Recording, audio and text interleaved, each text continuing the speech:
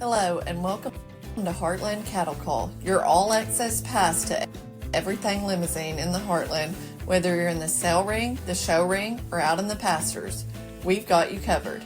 Each episode we bring you exclusive auction previews, market trends, and top-selling cattle straight from the sale ring. But that's not all. We'll also take you inside the biggest Heartland events, showcase top breeders and exhibitors, and break down the latest show results. From production sales to champion ribbons, we're talking with the people who make the industry thrive. Buyers, sellers, ranchers, and showmen who are shaping the future of Limousin cattle. So whether you're looking to invest in lead genetics, sharpen your showmanship skills, or just stay ahead in the business, you're in the right place. Get ready. It's time for Heartland Cattle Call.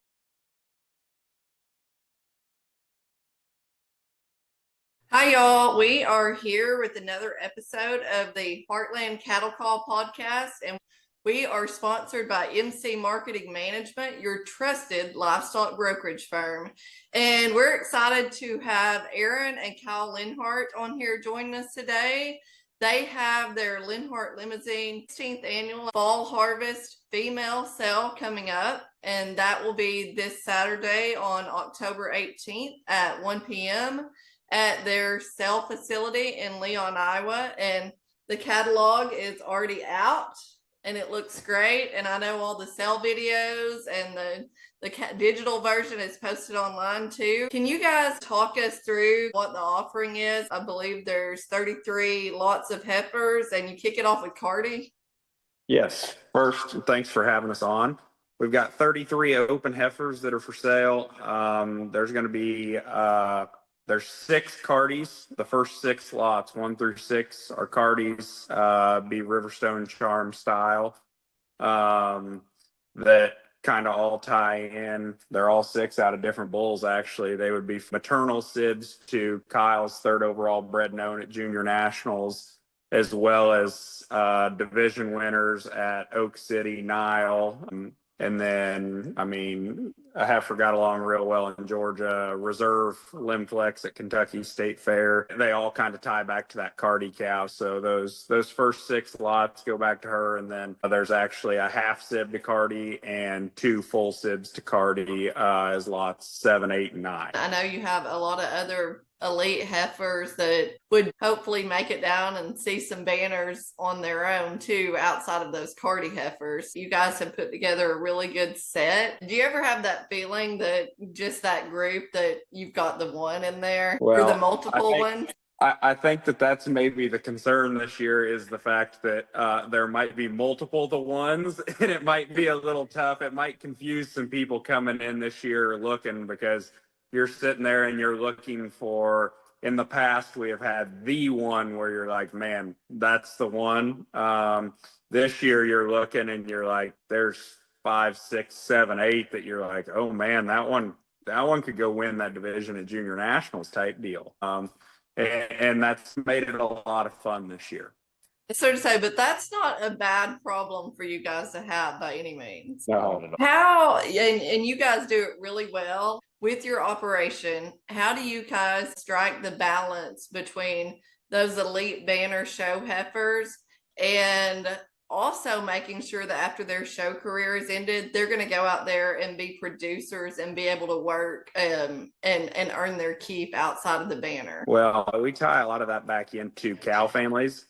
When you go back to the Cali cow, you go back to Riverstone Charmed, you go back to Absolute Style, all of our top heifers in the sale go back to those type of genetics. It's really hard to replicate that, and at the end of the day, to make good cows, you got to have good cows, and those are some of the best in the business, and it all ties back in together and allows them to produce at a high level. And I think that's a good point, because in just looking through your catalog, you guys have some big standout names in there. You've mentioned a few of them. You've got Riverstone, you've got King's Landing on the sire side, and then you've got Cardis. They're going to be real familiar to everyone in the industry.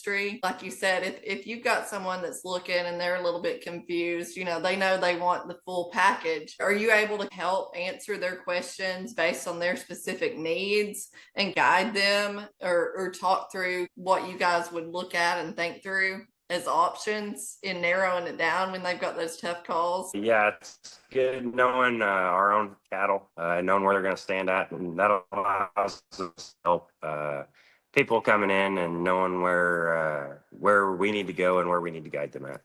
And another thing on that is like a home knowing how they like to feed cattle and knowing kind of the type of home that they are, we can help kind of push certain heifers to them and help guide them and make sure that they're getting the right type for the way that they like to feed one, the way they like to work on one. We can kind of help make sure it's the right type and kind for what they're trying to do and the goals that they're trying to accomplish. And are all your heifers, are they available for viewing right now or the day Yep, of? anytime. Anytime. Okay. Yep. And I know you guys have a lot of videos out there too. If somebody can't make it out and they can reach out and message you. But one thing I wanted to bring up too is it's not just the live lots. You guys have some genetic opportunities out there. Kyle, tell me a little bit about those embryo options for Dolly. I know that was your overall champion purebred at nationals this year, and it looks like you've got some elite sire options you guys do available to mate her too. So I think that one will catch a lot of attention. Yeah, well, that's actually Aaron and I, and we've got 4 different bull matings that you can choose from. We go back to the Kingpin. Yes, we go back to Kingpin. That was we had a Kingpin that was 4th overall there at nationals. And then the Can Do. We got the purebred mating out of Can Do. And a new bull, Bristow. Yep. The PVF bull, or Conley Bristow, not PVF. Yep. And then what is the 4th one? You're tricking I thought me. it was Macy's Gold Buckle. You are right. It is Gold Buckle. That's a good call. Yep, it is Gold Buckles. And those will be pures as well. So all those kind of tie in together. There's 2 flex matings and 2 pure mates. And then the flush on Cardi as well comes back in there. So selling that flush on Cardi, lots 1 through 6, all to 6 different bulls. We figured there's no better proof in the pudding than the first 6 lots being 6 different bulls. Buy it and breed her to whatever you want, and it's probably going to be a pretty good one. Yeah, and I think, Aaron, that just kind of goes back to your point on what you said about it depends on what each individual is looking for and what they're looking to bring to their operation as far as thinking through those different sires. What do you think something like that right genetic opportunity can really do to a herd as far as related to cow families, just like you mentioned? I mean, there is not a cow family more prolific in the industry right now than the Larissa side, Riverstone Charmed. Tying that back in with Cardi, I think Cardi is maybe the hottest young donor in the nation as far as a Limplex donor. It just gives you that ability to get out ahead of some of these top-notch genetics and be ahead of the game, trying to produce that next great one. And at the end of the day, show heifers aren't cheap. No, they're not. You buy a flush. I mean, I understand the money that goes into flushing one, putting the eggs in, feeding, all of those things. But when you've got a cow that's done what Cardi has in the first 6 lots or that, you got a pretty good chance at making your next show heifer. And making that has a chance to be a dang sight cheaper looking at it in the long run, especially when you start thinking that Cardi's a big flusher. There could be 1, 2, 3, 4 of those things. You never know how many of those things you're going to get to stick. And if you stick a bunch of those, it could be a big, big day.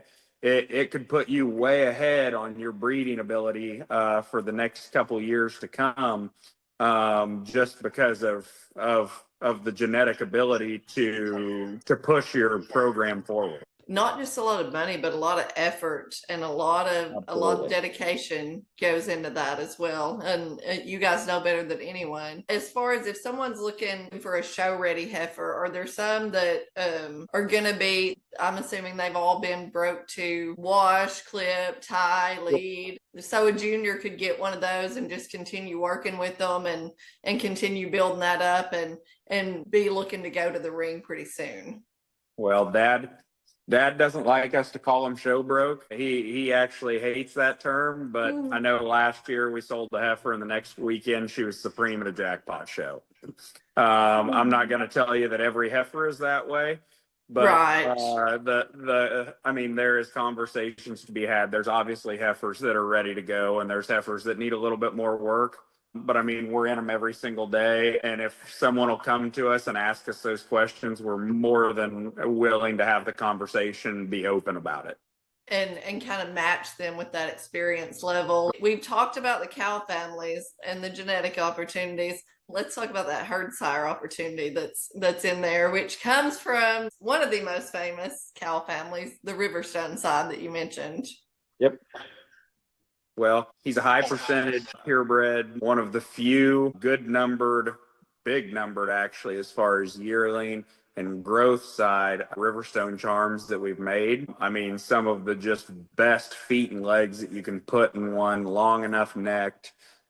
Presents some very unique things for the purebred side with that Riverstone Charm package. We're very, very excited about that calf. Excited to be a part of him. I mean, we're selling possession and 50% embryo, or not embryo, semen interest, and plan to obviously be involved in selling semen, and wanting to be a part of that calf because we have quite a bit of belief in that thing. He's awfully impressive. I think that's going to be probably one of the hotter commodities among many in your sale, just because of, like you said, it goes back to the proof is in the pudding on that lineage. I know the sale's at 1. What about trucking and transportation as far as hauling them? If someone doesn't have a trailer available. We've got people going about every direction. I won't tell you it'll be the day of the sale, but we typically figure things out. We'll try to help coordinate and send heifers however we can. If someone has a trailer that's here and is headed relatively their direction, we try to make plans to see if we can make something work that route. We try to make things easiest on everyone. The sale is at 1. I believe y'all are having lunch before then for anyone that comes out on sale day. Yep. I think they're going to start lunch about noon, and we'll start. They're calling for a little bit of rain, so we'll see what weather does to us, but that'll determine when heifers are out of the barn for viewing and everything. And from there, I mean, people will be able to come in and walk through heifers even if they're tied in the barn, and we'll just kind of see what we can figure out. We're hoping to miss the rain. If we miss the rain, they'll be out first thing in the morning ready to look at. And they can get out anytime and see them between now and then if they're wanting to beat the rain. Absolutely. We'll have heifers out and they're ready to look at. I know you guys have sale day phones available. If someone can't be there, they can get their bids in and talk with you beforehand about what they're looking for. Yep. We'll have a bunch of phone lines going, and if you can't be here in person, we have plenty of options to make sure you can still get your bids in, still get. Is there anything else that you guys think that we should let everybody know other than they can head on out to Leon, Iowa and find them Nothing other than we'd love to have you. Yep. We'd love to have you out this weekend, and if you can make it, great. If you can't, all of us will have our phones. We're more than happy to share extra footage, whatever we can help out with. We'd be more than happy to do. One of the things that I want to give you credit for too is you do a lot of follow up too. The contact just doesn't end there on sale day.